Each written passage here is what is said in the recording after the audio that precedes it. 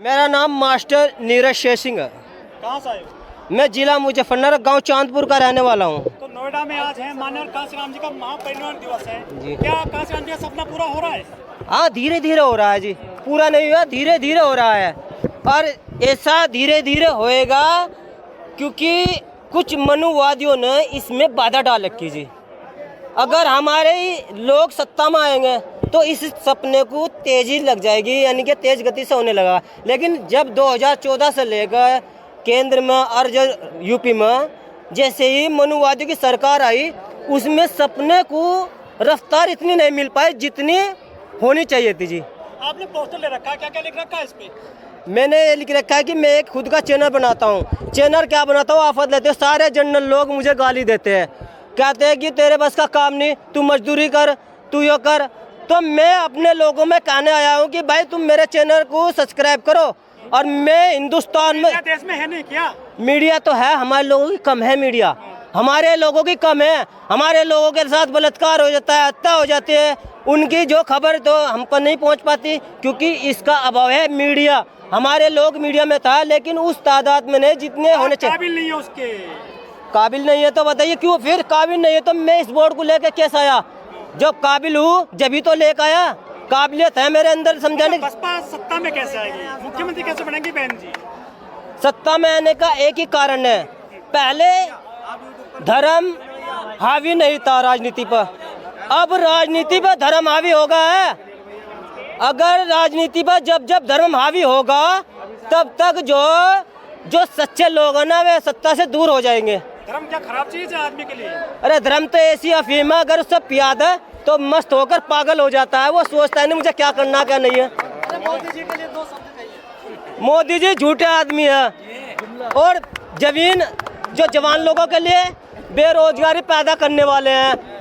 और दूसरी तरफ जो नौजवानों को बिल्कुल अनमैरिड करने वाले हैं, वे शादी नहीं होने देने के कहते हैं कि जब मेरी शादी इन्होंने नहीं बचाई तो मैं इनकी भी शादी नहीं होने देने का, इन्हें रंडवे में रन दूंगा। संत आदमी है वो। संत ने आदमी नहीं, उन्होंने एक बहुत बड़ी मुहिम छोड़ रखी क्योंकि इन्होंने इस समाज ने मेरी पत्नी को मुझसे दूर किया।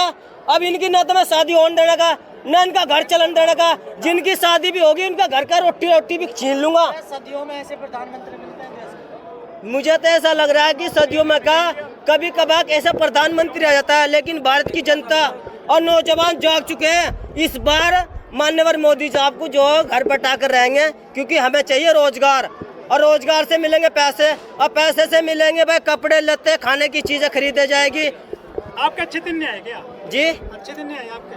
अच्छे दिन कहाँ से है? मेरे बाप किसानों के यहाँ छोला करता था, मैं MSc B.Ed कर लिया, टेट भी पास कर लिया। लेकिन ये जो भाजपा सरकार है इन्होंने ऐसा करा कि जो योग्य व्यक्ति है वे तो करेंगे तसले की मजदूरी, और जो अयोग्य व्यक्ति है वे करेंगे नौकरी।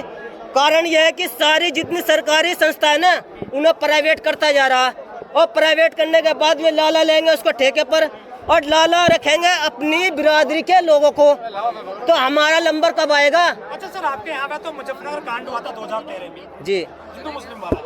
2000 कांड हिंदू मुस्लिम का आता। जब गरीब लड़की को छेड़ दे तब क्यों नहीं कांड होता? अमीर की लड़की को छेड़ दे तो तुम हिंदू मुस्लिम करवा देते हो। और जब किसी दलित की लड़की को झीमर कुमार गडरिया सानी इनकी लड़की को रोज छेड़ रहे हैं, ये क्यों नहीं करते कांड? ये तो कह रहे हैं बेटी बचाओ बेटी पढ़ाओ, बेटियों को पढ़ाओ। अब भी मैं अपने जिले में जो छोटा चैनल बनाता हूँ, इनका एक ऐसा प्रोग्राम है जिसके साथ लड़की के साथ कुछ गलत हो जाता है, थानेदार से भगा देता है, उसकी रिपोर्ट दर्ज नहीं पुलिस गाड़ी पलटा देती है उत्तर प्रदेश में। नहीं, अभी एक बताऊंगा आपकी बेल्टा का पड़ता है मुजफ्फरनगर में, एक दलित लड़की को भगाकर एक जो स्वर्ण व्यक्ति लेगा, और अभी उसके समय में न तो उसकी गाड़ी पलटी और न उसको गोली मरवाए। केवल ये तो उन लोगों के लिए जो इसे वोट नहीं दे रहे, दहशत फैलाने के लिए, ताकि हमारा शासन रहे, हम ही रहे, हमारे लोग जीतते रहे। योगी जी तो सब बढ़िया काम कर रहे हैं। तो योगी जी बढ़िया क्या काम कर रहे हैं? जो गरीबों के जो BPL में मकान बनते थे इंदिरा आवास में, उनको काट कर, जिनके शहर में बढ़िया बढ़िया प्लॉट है, जिन्होंने पहले प्लॉट ले रखे हैं, उनके मकान 2.5 लाख रुपए के बनवा रहा। और जिनके जो है गांव में एक मकान है, कम से कम 10-10 परिवार में बड़े बड़े रह रहे हैं, उनके मकान नहीं बन रहे 2014 से। योगी का था प्रोग्राम ये है कि मैं सारी दुनिया को सड़कों को तब्दील कर दूंगा। अरे योगी जी के यहाँ से बदमाश सब फुर्र हो गए उत्तर प्रदेश से। बदमाश तो पूरे हो गए, क्यों नहीं? जब लोग पैसे जेब में लेकर चलते, अब तो चोरी जो कंप्यूटर के द्वारा हो रही। अब अभी फोन करके कह दे मैं तुम्हारे लाख में इतने खाते में घेर दूंगा, और उनके 3-3 लाख रुपए एकदम गायब हो जाते हैं। भाई मायावती मेरा खून में रंग गई, मेरी बुआ जी है, मेरे नस नस में बहन जी है। जब सब लोग जातिवाद कर रहे हैं ना, हम तो अपनी बिरादरी को वोट देंगे, चाहे गोली खानी पड़े सीने पर जागी वोट कौन मारेगा? कहेंगे ना, अगर वोट वहाँ देनी फूल पर और गोली नहीं लगने की, अगर उनको क्या लगे इनको गोली मार देंगे तब फूल हाथी वोट दी। अच्छा, गोली कौन मारता है वोट देने पर? अरे यही मारते हैं जो पूंजीपति लोग, जो उनको कहते हैं भाई फूल को वोट दो, फूल को वोट दो, हिंदू बनो, नाम मात्र के तो हिंदू हो। अगर हम मजदूरी करने लगा तो कोई जातिवाद नहीं। अगर किसी कारण से हम जो डीएम की एसपी की आईजी की तैयारी करने लगा, उनको तू तो जातिवाद फैला रहा, तू तो जातिवाद फैला रहा। अरे हमारा अधिकार, हम जातिवाद नहीं फैला रहे, अपने हक को मांग रहे हैं। तो ये ऐसा इन्होंने ऐसा चक्रव्यूह रच रखा कि ये इन्हें निकलन नहीं दे रहे, और ये झीमर कुमार गडरिया सैनी हिंदू के चक्कर में फंसे पड़े। अरे सब वो सब शोभा यात्राओं में जा रहे हैं, कथावाचक बन रहे हैं। उनके बच्चे तो कोई झीमर का बच्चा कोल्लू जोग रहा, और सैनी का बच्चा जो उसमें खेती में खुरपा चला रहा। अपना बच्चे ने दिखला उससे तो राम और सीता लक्ष्मण हनुमान जी जिक्र है। मैं कहता हूँ भगवान रामलीला हो रही है। रामलीला में क्या होगा, एक दूसरे की लड़कियों को देखेंगे, गुंडे जाएंगे वहाँ से, वह लड़की देखकर जाएगा वहाँ से, लड़की देखता जाएगा सवरे वहाँ इशारा करो लड़कियों को। अगर राम में शक्ति होती तो अंधा करने को क्यों नहीं कर रहा ना, देखने वालों को अंधे करो, वहाँ लड़की देखने जाए। और जैसे रामलीला से वापस आओ, रावण मारा जाएगा। रावण ने ठीक काम किया, सीता को पवित्र रखा। रावण ने काम सीख सीता को पवित्र रखा, तुरंत जैसे ही वो हार गया था उससे हाथ खुला, उससे सीता जी को राम को पूछा दी थी ले जाओ जी। अच्छा, हर साल चलते हैं, रावण फिर भी आ जाते हैं। अब वो जो है एक लकीर बार बार पीट रहे हैं, उससे फायदा तो कुछ नहीं हो रहा जी। बार बार रावण को मार रहे हैं, लेकिन इन रावण को कौन मारेगा? जो सत्ता में बैठे हैं, जो गांव में चौकीदार। राज्य चल रहा है रामराज कहाँ? लड़कियों को छेड़ रहे, रोज अखबार में देखो लड़की छेड़ रहे। यही मेरा मतलब मोमडन नहीं छेड़ रहे, हिंदू छेड़ रहे छोटे छोटे वर्गों की लड़कियों को। और रिपोर्ट करे वो फोन आ जाए उनका, हमारा तो मंत्री एकदम फोन कर दे थानेदार। बेचारा थानेदार क्या करे, थानेदार को अपनी नौकरी बचानी पड़ा, वो गरीब आदमी को धमका के भेज दे उनको, चल जा। तो न्याय नहीं मिल रहा गरीबों को, बिल्कुल नहीं मिल रहा। ना तो झीमर को मिल रहा, ना कुमार को, ना लगड़ेगे, ना वार को, ना चमार को, किसी भी छोटी छोटी जाति को विचार कर लो, कुछ नहीं मिल रहा। ब्राह्मण मार दिए शुक्ला जी, दुबे जी मार दिए 5। दुबे जी मार दिए, पहले यादव भी तो मारा उन्होंने, पहले यादव को मारा उन्होंने नहीं।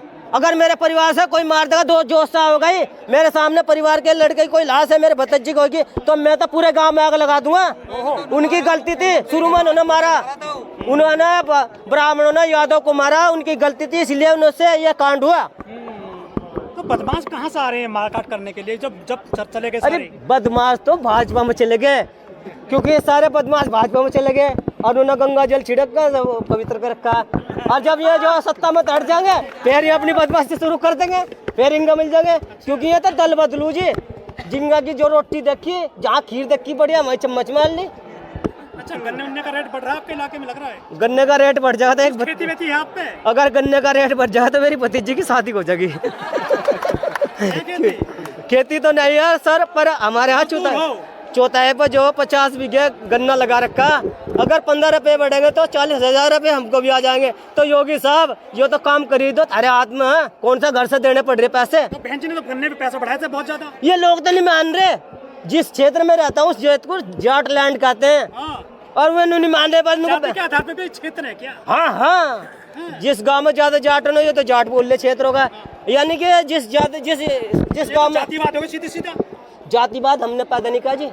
जातिवाद इन ब्राह्मणों ने, इन मनुवादियों ने, इनको हमारे लड़के नौकरी पाते रहे, हमारे लड़के रोजगार पाते रहे, अयोग्य को बस ये जातिवाद रहेगा, सदा ऐसे रहेगा। इन्हें पता नहीं था अंग्रेज भी आएंगे यहाँ से। अंग्रेज आए, अंग्रेजों ने यहाँ की स्थिति देखी, उन्होंने सोचा भाई मनुष्य में बराबर का आज्ञा ने, उन्होंने बराबर का अधिकार देना शुरू करा। फिर इनको जलन होने लगी, क्योंकि अंग्रेज कोई सेना लेकर आए थे जी। इन्होंने छोटे छोटे लोगों को इकट्ठा किया, उन्होंने ट्रेनिंग दी, और इन्हीं के सामने उन्हें खड़ा कर दिया। तब इन्होंने आजादी की चाहो, इनको आजादी। अच्छा, बीजेपी के लोग करें संविधान बदला जाएगा? संविधान तो उनका बाप भी नहीं बदल सकता, क्योंकि संविधान जब बदलने की कोशिश करियो, जब पूरे संविधान को याद करने की क्षमता है किसी में भी, भाजपा के लोगों चैलेंज कर रहा है, किसी ऐसे आदमी में भाजपा कोई संविधान को मौखिक रूप से बता सकता है क्या? तुम में से कोई ताकत है ही नहीं, तुम बदल। कथावाचक आ गए बहुत सारे। कथावाचक तो जो ऐसे ही है, कहीं का कहीं जोड़ देते हैं जी। कथा में तो कहीं का कहीं जोड़ दे, क्योंकि उन्हें पता ही नहीं था संविधान तो हम सब ने पढ़ रखा, रोज लागू होता है। संविधान कैसे बदले? संविधान के नाम पर तो गाड़ियां चल रही, थाने में लट बज रहे, सारे फाइली संविधान के साथ, तो कैसे बदल देंगे एक भी दिन संविधान के? हिंदू राष्ट्र बनेगा, हिंदू राष्ट्र बनेगा तो दलित क्या मंदिर बना सकता है? दलित को मंदिर में जाने की आजादी है, कभी भी हिंदू राष्ट्र नहीं बन सकता, क्योंकि यहाँ सभी धर्म के लोग रहते हैं, सब मिलजुल कर रहते हैं। ये तो एक भाजपा का सपना है, ताकि मैं 2024 में। ये बताओ, एक सवाल आपसे, आप मुजफ्फरनगर से आते हैं, आपके किसान नेता हैं राकेश टिकैत, कुछ दलितों के लिए कुछ काम करते हैं, कभी आवाज उठाते हैं आपके लिए? वो देखिए, दलितों के लिए तो वे काम करते नहीं, लेकिन दलित उनकी रैली में जाते हैं, उनके धरनों को सफल करते हैं दलित लोग। तो मैं राकेश टिकैत जी को कहता हूँ कि दलितों के लिए भी आवाज उठाए, दलितों की समस्या भी अपने धर्म। मजदूरी करने तो जाते हैं खेतों में, हमारे गांव से उनका जो राजधानी है दूर पड़ती है। कभी हम जाट गांव में नहीं रहे, हमें जाटों का कोई पता नहीं, हम तो चमारों गांव में रहे, हमारे तो अपनी खुद की। आपके गांव है जी? गांव चांदपुर है एक हमारा, जो मेरे पिताजी का मूल रूप से गांव बिहारीपुर रहने वाला हूँ।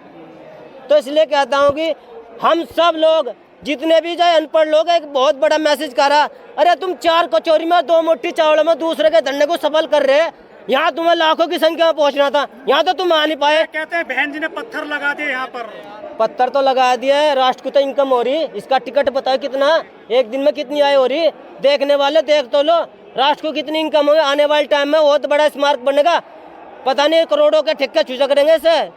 तो इतना बड़ा स्मारक जो भारत में कभी नहीं बना, तुम्हारे पुरखे भी कभी बना नहीं पाएंगे। ऐसे ऐसे पत्थर बहन जी ने ये जो देश की शान के लिए लगाए, अपने व्यक्तिगत पहचान के लिए नहीं बनाए, ये हमारी पहचान के लिए, ये देश की शान के लिए बनाए। लेकिन इनके सामने तो कोई बिल्डिंग है ना, ये मीडिया के हाउस है, कोई कवर करने नहीं आया आपके इस कार्यक्रम को? अरे उनको तो जलन होती है, वे सोचते हैं कि हम लोग ही रहना चाहिए, हमारा ही चैनल चलना चाहिए। लेकिन हमारे लोग भी जो ये सब आदमी आज के टाइम में सब मीडिया है, हर एक के पास एक का एंड्रॉयड फ़ोन है। अगर सब अपने अपने फ़ोन पर इसकी पिक्चर गिरेंगे, इसकी लोकेशन गिरेंगे, पूरे ऑल इंडिया क्या पूरे वर्ल्ड में इसकी फेमस हो जाएगी। ठीक है, बहन जी के लिए क्या कहना चाहोगे आखिर में? मैं बहन जी के लिए चाह रहा हूँ 2024 में प्रधानमंत्री बन जाओ, किसी भी हुनर से, किसी भी तरह से, चाहे समझौता करना पड़ा, क्या गठबंधन करना पड़ा, लेकिन इस मोदी को राधा नहीं मेरा नाश हो जाएगा। मेरे जैसे भाई बेरोजगार फिर रहे, वे सास में फिर रहे कि बहन जी तुम चमत्कार कर दो, घर से निकलो। आगे आकाश आनंद जी, तुम लोगों को समझाओ, हम तुम्हारे साथ हैं, चाहे कुछ भी दिन रात तो, लेकिन हम तुम्हारा साथ नहीं छोड़ने का। एक बार तुम जो पीएम की कुर्सी पर 4 दिन के लिए चाहे बैठ जाओ, पर दलितों का नाम हो जाए पीएम बनने में। तो बनने नहीं देंगे क्या बहन जी को पीएम? ये नहीं बनने देंगे। क्या दिक्कत है? दिक्कत यह, अगर हम पीएम बन गए तो वे लोग कहते हैं कि हम चमार के नीचे काम करेंगे क्या? यूँ कहते हैं कि चमार, हाँ चमार के नीचे हम काम करेंगे।